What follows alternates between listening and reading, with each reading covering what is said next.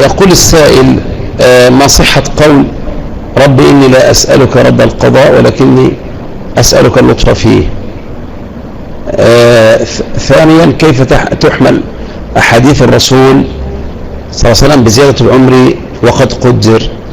أما القول الأول رب إني أسألك رد القضاء ولكني أسألك اللطف فيه فهذا لم يرد، ولكن ينبغي الإنسان أن يعزم في ذلك ويسأل الله عز وجل كما جاء في حديث الحسن في دعاء القنوت الوتري: وقني شر ما قضيت، وقني شر ما قضيت.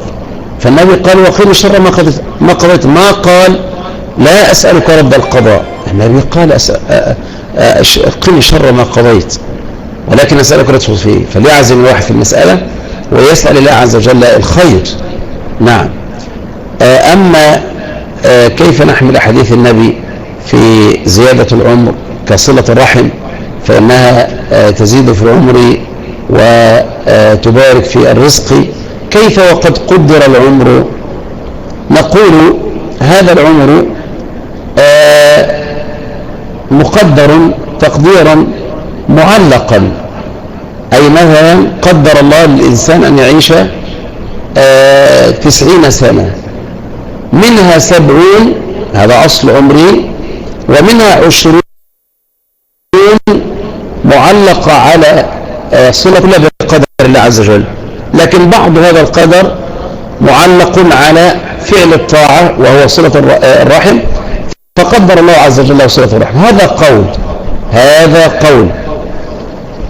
القول الثاني أن المراد بالزيادة في العمر البركة،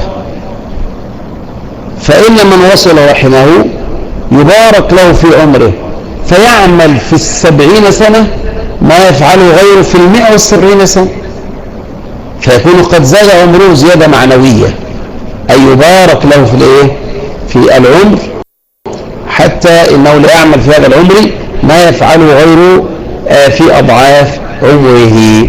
نعم.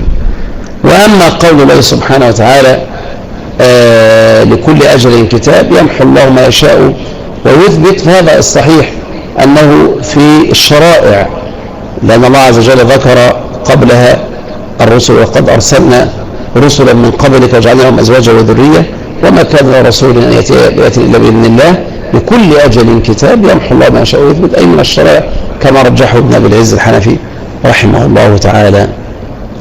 نعم. لكن لا إشكال كما قلنا إن لو كان في زيادة العمر حقيقية ما في إشكال، العمر مقدر، لكن قدر الله عز وجل بعض عمرك معلقا على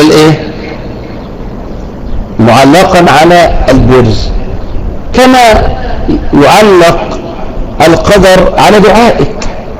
واحد مثلا قدر الله عليه مصيبة في الله صلى الله عليه وسلم، ولكن قدر الله عز وجل أن يدعو، فهذا الدعاء ترفع به المصيبة، يبقى كل من قدر الله، فالدعاء من قدر الله سبحانه وتعالى.